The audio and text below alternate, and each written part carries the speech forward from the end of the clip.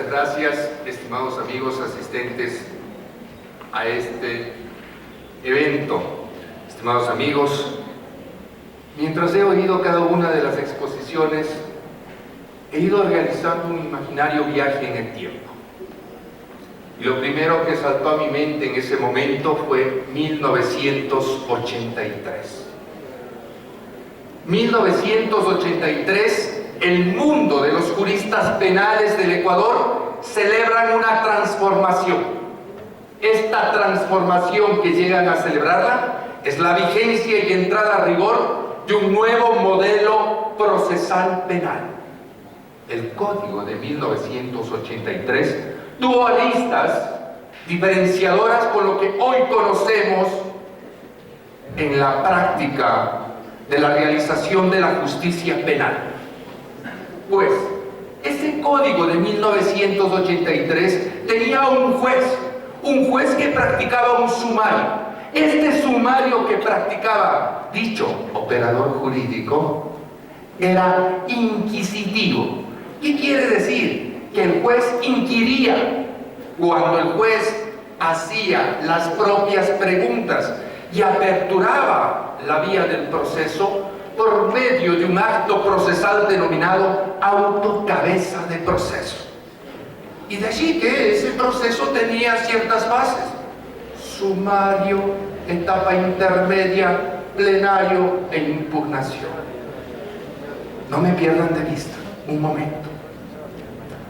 Para luego, al año 2000, encontrar unos criterios que se confrontaban porque aparecía un nuevo sistema procesal, un código de procedimiento penal que trataba de ajustarse a las líneas de una nueva constitución del año de 1998, en donde daba la exigencia de la oralidad dentro del sistema procesal. Estas lógicas del Código Adjetivo Penal del 2000 eran diferentes a las lógicas del Código Adjetivo Penal del 83. No perdamos atención. 1983.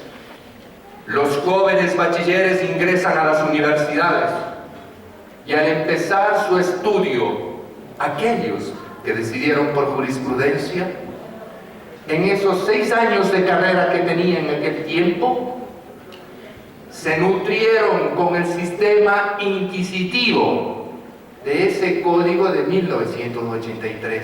Si hacemos cuentas, más el año de gracia en el mejor de los casos que se hubiesen graduado, exactamente para el año 90 estaban esos profesionales listos.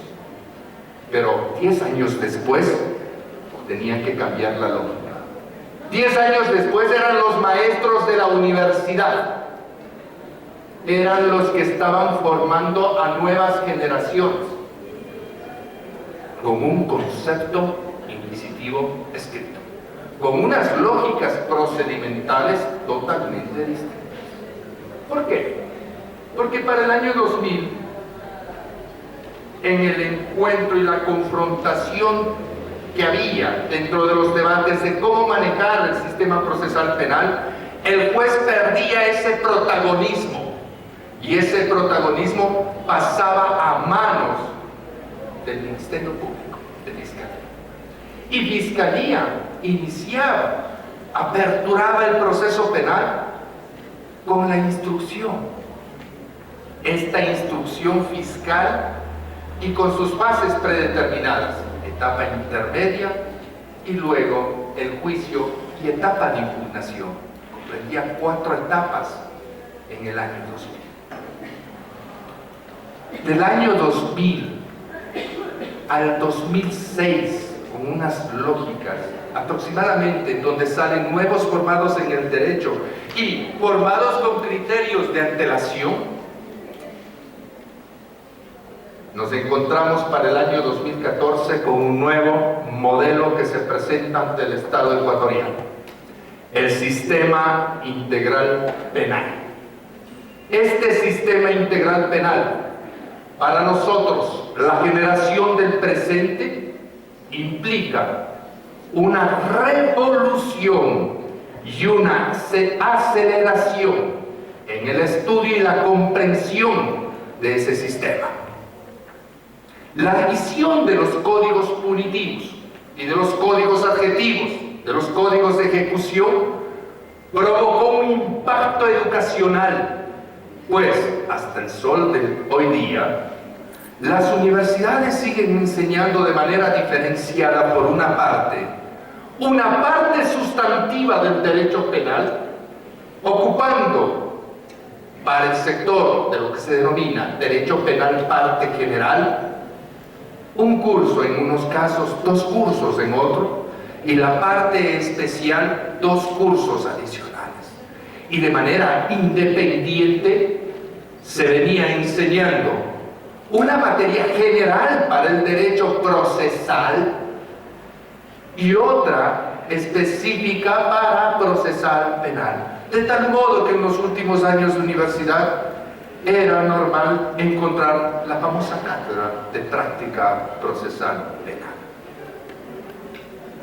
Esto sucedió por esta distribución legislativa. Esta distribución legislativa que virtió en base a discusiones del foro académico de antaño. Este foro académico no va a ser nuestro motivo central de atención para esta charla, pero sí va a ser motivo central de atención el comprender que el sistema integral penal debe de manejarse de tal manera que esté interconectado tanto lo que es la base de establecer la adecuación típica con la conclusión del juicio. Bien, el artículo 25 del Código Orgánico Integral Penal establece que los tipos penales describen los elementos de las conductas penalmente relevantes. Y para ser penalmente relevante, una conducta debe de establecer, debe de conllevarse y concluir en un resultado descriptible y demostrable. Cuando mencionan que es un resultado descriptible y demostrable, yo me transporto al artículo 453 del Código Orgánico Integral Penal. El artículo 453 establece que la prueba tiene por fin 3 elementos. Por un lado, uno de esos elementos es establecer la realidad de los hechos, las circunstancias de la infracción y la responsabilidad de la persona procesada.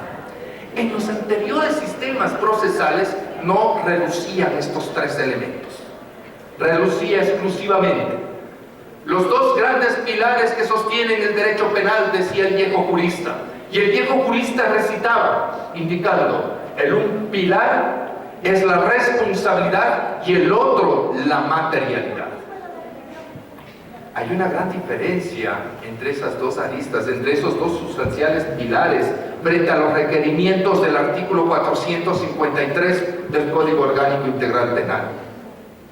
Ese establecimiento, convencimiento de los hechos, ese convencimiento más las circunstancias de la infracción y la responsabilidad, son 3 elementos diferentes que llegan a interconectarse con el artículo 5.3 del Código Orgánico Integral Penal.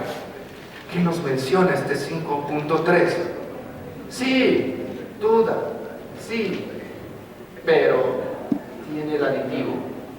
Para poder punir, sentenciar a una persona, se ha de tener un convencimiento más allá de toda duda razonable. Si no hay este convencimiento de las circunstancias de la infracción, un convencimiento de la realidad de los hechos y de la responsabilidad, no habrá resultado de una sentencia. En el lenguaje común, estimados amigos, estamos muy mal enseñados hacia el oído, hacia la percepción humana. de escuchar ya un medio de comunicación, ya en los medios de prensa, ya algún operador, ya casi todos nosotros, sale que ha sido detenido Pedro, Juan Hurtado, por el delito de robo. Pero para llamarse delito, según este sistema integral penal, tiene que estar acabado todo el producto, donde tienen que reunirse todos los elementos que presuponen el presupuesto jurídico que sanciona con una pena. Y esto se realiza a través de un circuito de prueba. Este circuito de prueba pasa a través del filtro del juzgador por medio del sistema oral. Y este filtro del juzgador, al final, en la conclusión, llega a decidir a través del instrumento llamado sentencia si esto ha sido o no delito. ¿Cuántas veces escuchamos que los medios de comunicación dicen: Pedro ha sido detenido por el delito de violación? ¡Oh, sorpresa! 6 meses después, ratificada la inocencia. ¿Dónde está el delito de violación, señores? Pues el mediatismo hace daño al mundo jurídico. El mediatismo no es una práctica del derecho. El mediatismo trastoca nuestra sensación y nuestras percepciones. Los juristas somos verdaderos operadores de una ciencia que la transformamos, la moldeamos, la damos sentido. No somos unos simples conductores de la técnica de adecuación legislativa de la ley hacia un punto. No somos máquinas, constituimos entes razonadores. El artículo 455 del Código Orgánico Integral Penal establece que de estos elementos que reflejen la realidad de la infracción, las circunstancias de la misma y la responsabilidad de la persona procesada, tienen que basarse en una conexión armónica y jamás en presunciones, que implica que el convencimiento no es un producto de libre arbitrio. No existe entonces en materia integral penal ese llamado concepto anterior, que sí lo tenía el Código de Procedimiento Penal, llamado sana crítica. Aquí existe un convencimiento más allá de toda duda razonable. Y de aquí me transporto entonces hacia las fases prácticas. ¿Cómo nace el proceso penal? Nace en virtud de audiencias que se van interconectando, y las audiencias marcan el avance o retroceso de la actividad penal para establecer la existencia o no de una infracción. Entonces, la primera actividad de audiencia es la formulación de cargos. La formulación de cargos no se realiza jamás sin audiencia. En esta audiencia compete al operador jurídico expresar los presupuestos de ley. Si está de parte de la persona que va a ser procesada, no es el momento para discutir presupuestos del tipo penal, es el momento para establecer de manera clara y oportuna de que la medida cautelar que se le imponga no sea excesiva, no sea indebida, no sea violatoria a los derechos, pues junto con un procedimiento está caminando de la mano inmanentes derechos de las personas, y uno de estos derechos es no ser sometido a una sentencia apresurada, o que la medida cautelar sea objeto o comparación con una sentencia de adelanto. Pues si tiene una situación jurídica que responder, una familia que mantener, deudas que responder, etc., privado de la libertad, el daño que aplique el Estado a esa individualidad humana será más grande que el objetivo que persigue dentro de los reglones del artículo 1 del Código Orgánico Integral Penal, donde se establece que los fines de este sistema, de este derecho integral penal, está no solamente la pena, sino la reparación integral de la víctima. Entonces, ¿qué es lo que se ha escuchado frecuentemente en esas audiencias? Se ha escuchado frecuentemente es que vamos a presentar orden de arraigo. La práctica está generando una distorsión de la norma. No dice la norma arraigo. La norma está exigiéndole en ese momento que exprese y se pronuncie por qué una medida cautelar, que bien puede ser una privativa de libertad, es excesiva. Eso es lo que le está exigiendo. Entonces sí será pertinente en ese momento establecer a través de medios electrónicos que tienen una afiliación al Seguro Social, que responde a un trabajo, que hay créditos de por medio, a través de una captura electrónica que hay hijos de por medio, etc. La tecnología nos trae a la vista esos elementos que se necesitan con inmediatez en aquel momento. Otra de las segundas audiencias principales para mencionar es aquella de fase intermedia. Esta audiencia de fase intermedia llama a la discusión de cuestiones primordiales: requisitos de admisibilidad, procedibilidad, prejudicialidad, cuestiones previas al procedimiento y competencia. Más o menos así narra la norma.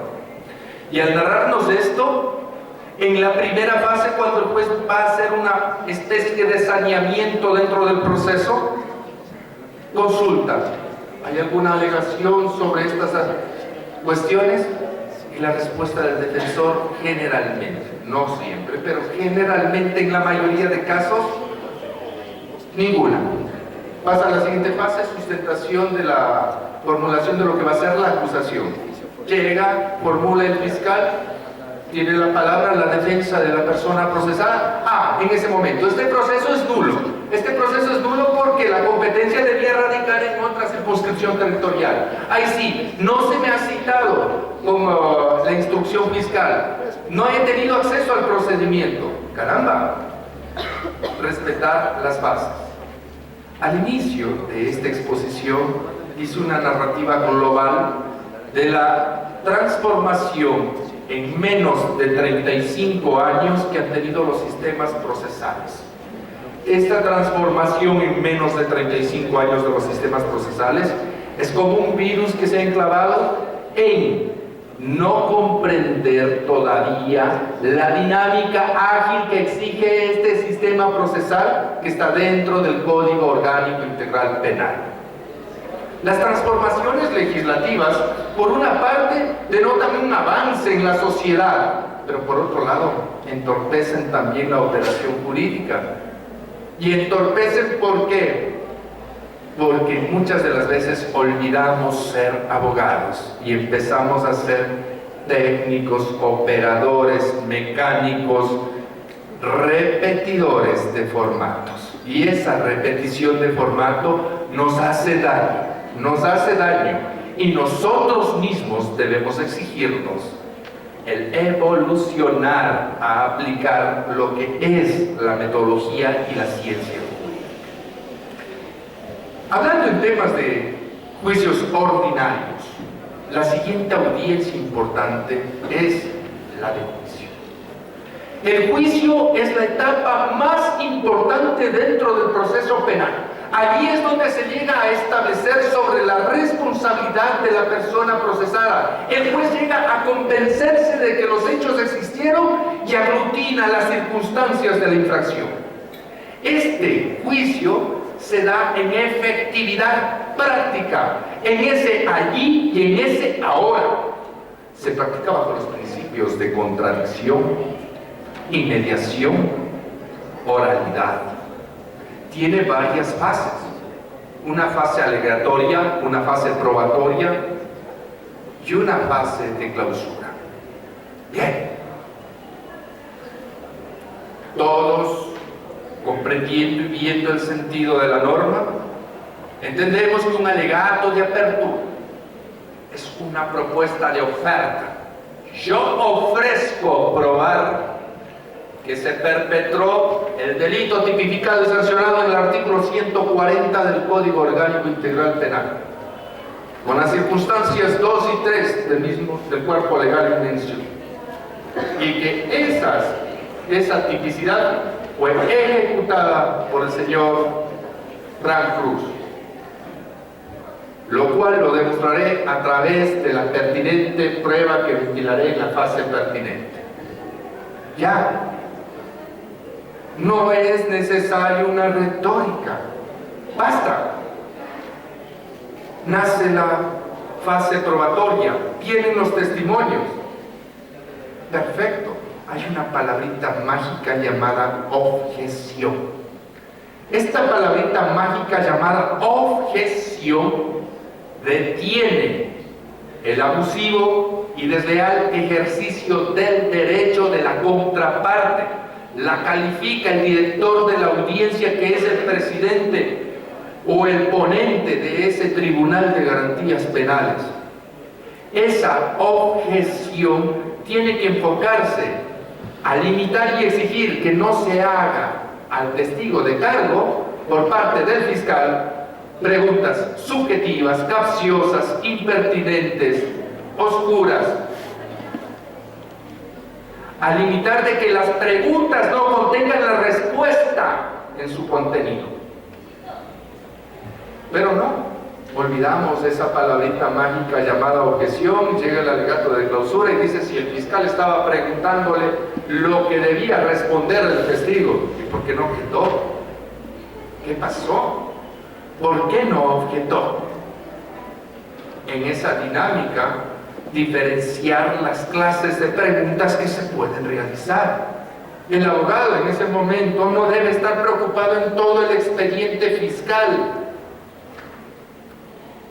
En X ocasiones se levantan profesionales del derecho y, como ya les corresponde su desahogo probatorio, que se reproduzca y se tenga como prueba a mi favor la foja 322 del expediente fiscal. En virtud del principio de dirección de audiencias, un momento, señor abogado, que por secretaría se certifique si está en el cuaderno del tribunal dicha foja. No existe. ¿A qué se está refiriendo? ¿Quién me alega algo inexistente? No, es que se me están limitando mi derecho a la defensa. No, se está aplicando un principio de dirección de audiencias. Bueno, cosas que viven sucediendo diariamente. Es de notar que en este desahogo probatorio, dentro de la fase intermedia, ya se hicieron los anuncios para que llegue esta prueba filtrada, bajo conocimiento, en virtud del principio de oportunidad, para que haya una debida contradicción de la misma. Esta prueba ya viajó anunciada hacia el tribunal y marcó los límites con los cuales han de comportarse los sujetos procesales. Pero esto no es algo limitante absoluto. Hay otra norma que nos señala la prueba no anunciada oportunamente. Atención, no transformemos ni distorsionemos el mundo. Hay una diferencia entre prueba no anunciada oportunamente con prueba nueva. Es una diferencia muy grande. La prueba no anunciada oportunamente debe de reunir dos requisitos. Ciertos tribunales leen los dos requisitos como uno en interrelación de otro, y otros tribunales leen esos requisitos de manera individual. No es que la lean diferente, la están leyendo acorde al contexto alegado y solicitado. Bien, estos dos requisitos son, por un lado, que no haya tenido conocimiento de su existencia y que se entera en ese momento, o que no le haya sido posible el acceso a la misma. Hay dos diferencias radicales. el conocimiento del momento. Un testimonio puede avisarte. Un interrogatorio puede dar cuenta de que eso ha existido y que no ha sido anunciado oportunamente. En alguna ocasión, en un procedimiento, en un juicio de violación, el procesado le pregunta, la defensa del procesado le pregunta al médico legista si él era el primer médico que practicaba ese examen médico legal. Le dice no, y en ese momento le replica: ¿qué quiere decir esto? Y le responde: lo que pasa es que el doctor fulano de tal había practicado un examen médico legal con antelación, y el doctor fulano de tal con sus conclusiones desconozco.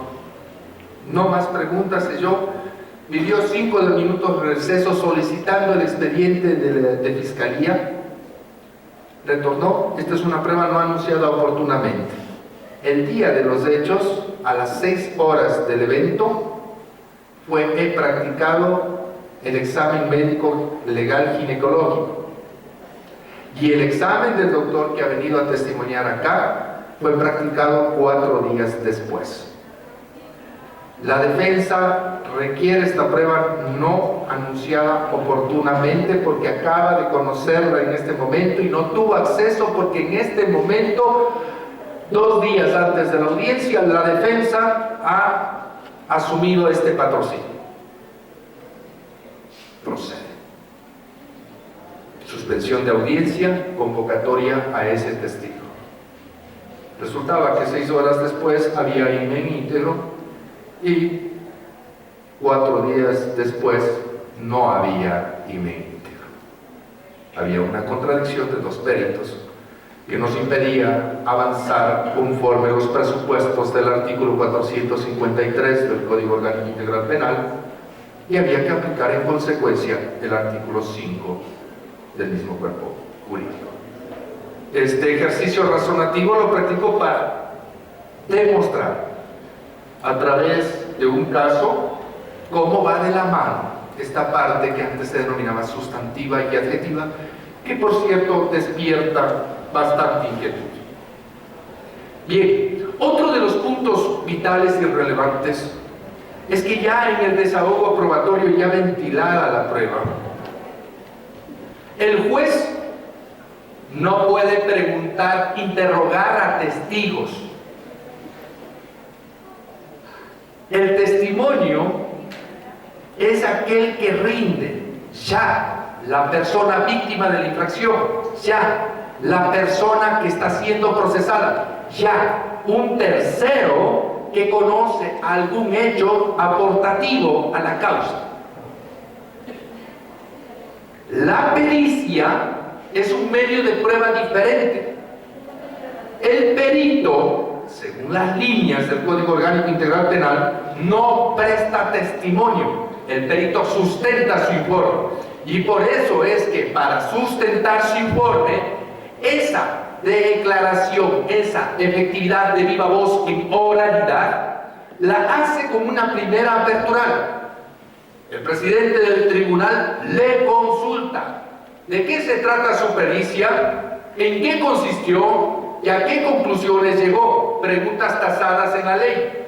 Una vez que ha hecho esas 3 preguntas, concede la palabra a la parte que solicitó la sustentación de este perito.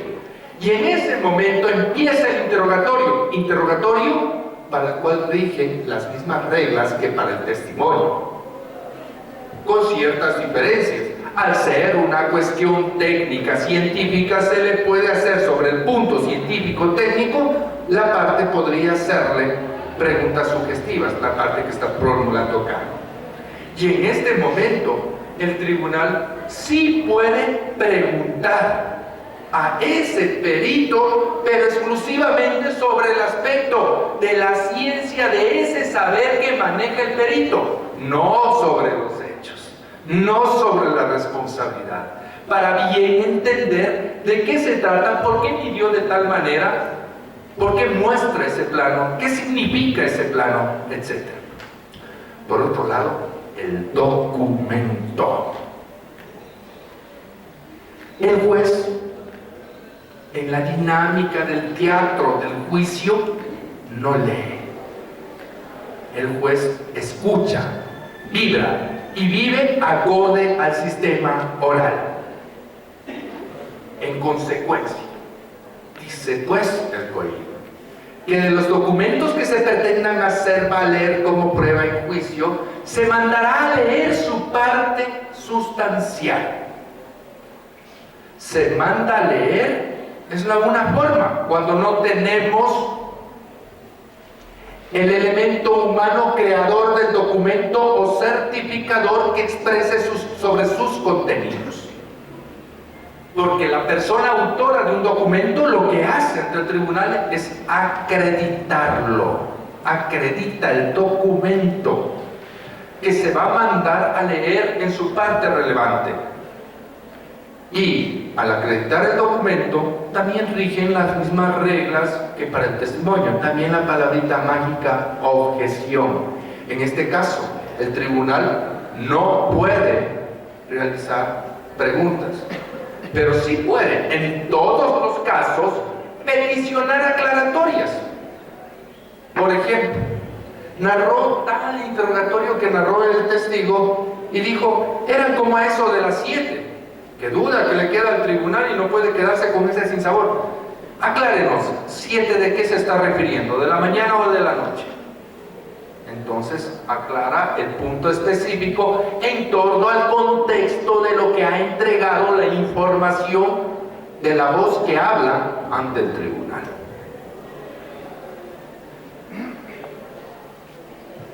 Cuando estos mecanismos se han presentado y existe una vulneración trascendente al derecho a la defensa, objeción, pregunta impertinente, fuera de todo, objeción, pregunta sugestiva, no hay lugar, prosiga preguntando, y la pregunta es sugestiva, pero dígame, los zapatos rojos estaban puestos, ¿sí o no? Objeción, pregunta sugestiva, le está dando. Tenía en la mano derecha el arma, objeción, pregunta sugestiva. No ha lugar a la pregunta, prosiga. No se cansa. Está centrándose en ese momento, al dejar establecida la protesta por medio de la objeción, la evidencia de un error improcedente, que servirá de mucho en el camino de la apelación. Pero el desanimarse, el cansarse en esos momentos podría llegar a ser el fracaso de la causa. Adicionalmente, sin pretender, se me ha ido mi querido compañero Merck, pero bueno, no comparto la postura indicada por Merck, ya que estoy pisando ese terreno que fue una interrogación respecto de que si se puede objetar al tribunal. En la experiencia del trayecto del manejo de tribunales penales, la objeción, tanto en el sistema procesal del año 2000 como en el sistema procesal del 2014, la escucha el juez y el juez la califica. Pero la califica respecto de uno de los sujetos procesales que está excediendo en tal actividad. Más, si el juez hace una pregunta, en el ejemplo, incriminatoria, el tribunal rompió la imparcialidad y sucede causa suficiente para pedir la suspensión de la audiencia y recusar al menos a ese miembro del tribunal. Sí, son las magias de la oralidad. Sí, es un momento en donde el río prosigue, la cascada cae. Sí, toda la adrenalina vierte, es verdad, pero son las herramientas que están allí. En ese momento lo que procede es el juicio de impugnación, la impugnación, que tiene varias formas de manifestación. Una manifestación de la impugnación es el recurso de apelación por error improcedente. El otro juicio de impugnación que puede haber es la recusación del juzgador, por prejuicio, por adelantamiento de criterio, por no denotar la justa imparcialidad. El tribunal es un técnico director. Puede haber momentos en los cuales el tribunal se angustia. El tribunal es humano.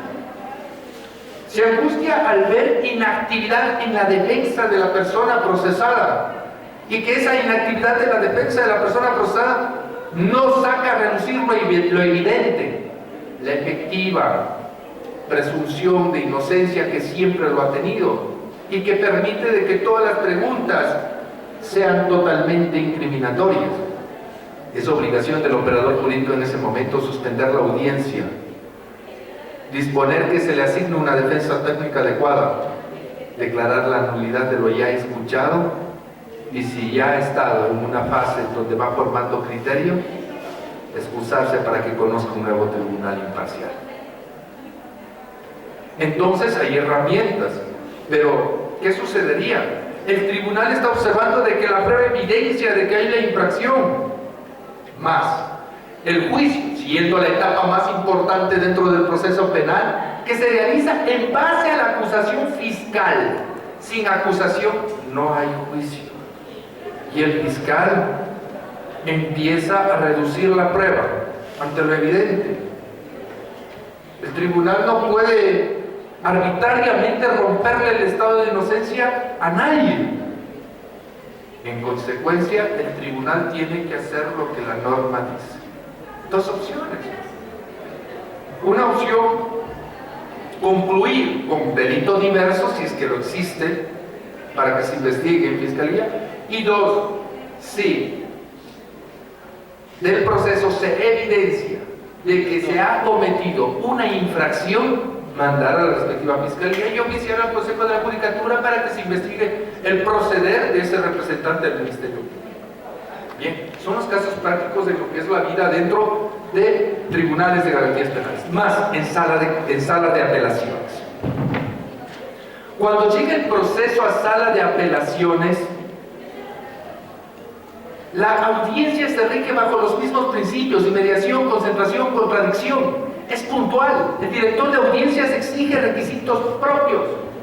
¿Qué sucede? Llega el apelante y de nuevo le va a narrar y le va a contar la historia de cómo nació el proceso, cómo se desenvolvió lo que llama delito y a qué conclusión le han dado y que es injusta. No. En la apelación es el momento de atacar esos errores de procedimiento, esos errores de apreciación, esa falta de motivación. El juez de apelación está ansioso de escuchar aquello, está ansioso de escuchar que le digan: señores jueces, al minuto 5, 4, 3, ustedes podrán oír del audio de la audiencia que el perito, que el testigo Juan A, está siendo interrogado bajo el contexto de preguntas sugestivas por parte del fiscal. Al minuto tal le estoy pidiendo objeción al juzgador, y el juzgador rechaza la objeción, y ese rechazo se refleja en el considerando sexto, línea tal, punto tal, donde toma en cuenta todo lo que he estado objetando. Está esperando error improcedente, no está esperando la historia de nuevo para que la valore. Está esperando ver en qué parte se está violando el procedimiento o en qué parte esa apreciación integral de la prueba ha fallado. En ese momento los jueces provinciales hacen aclaraciones. Pueden hacer las aclaraciones en el caso. Y cuando le está haciendo la aclaración, contéstele. Confíe en lo que le está preguntando. Es una aclaración porque usted se olvidó de decir algo y él necesita eso para bien decidir. Luego de la apelación, no está por demás indicar, ya mi amigo Merck ha hablado sobre el recurso de casación y la dinámica de oralidad, donde vamos a ver esos errores injudicados basados en contravención expresa de la ley, debida aplicación, o errónea interpretación. Pero bien, no invadamos aquel espacio. Retornemos. Solo nuestra buena o mala práctica no puede determinar si una ley es buena o mala. Lo que sí puede llegar a determinar que es bueno o malo es la forma en que apliquemos el derecho. En este sentido, cada vez que tengan una audiencia, toda causa se gana antes de pisar la primera baldosa del escenario. ¿Qué quiere decir? No es la época de las improvisaciones. Hace 15 años atrás entrábamos los abogados directo a la audiencia, estábamos caminando en los pasillos de los tribunales y salía un licenciado, había bastantes licenciados, salía un licenciado: doctor, por favor, esté haciendo esta audiencia, ¿de qué se trata? Ya, claro, vamos. Sistema escrito, ¿qué diferencia? El sistema oral exige una preparación mínima, un conocimiento de los eventos, y le exige a usted como abogado el rato que esté en la audiencia que no esté perdiendo el tiempo entre la bruma de documentos que está teniendo en la mano de lo que se hizo y no se hizo en fiscalía. En ese momento lo único y verdaderamente relevante es lo que se dice y se escucha en esa audiencia. Y lo más importante aún, sin denigrar la dignidad de cada quien, lo más importante aún no es lo que ustedes piensan. Si es en una unidad, es lo que piensa ese juez de unidad. Si es en un tribunal, lo que sostienen esas tres mentes, sea este tribunal penal, sala de apelaciones o sala de casación o revisión.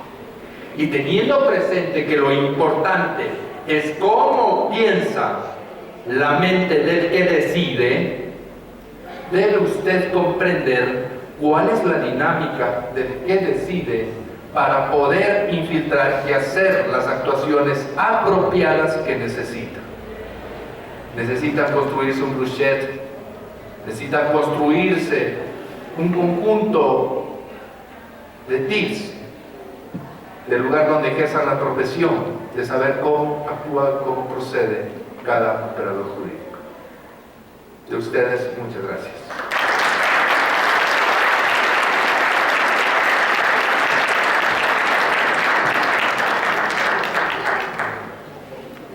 Una de dos, si no hay preguntas: o fui tan claro o definitivamente no se me entendió nada.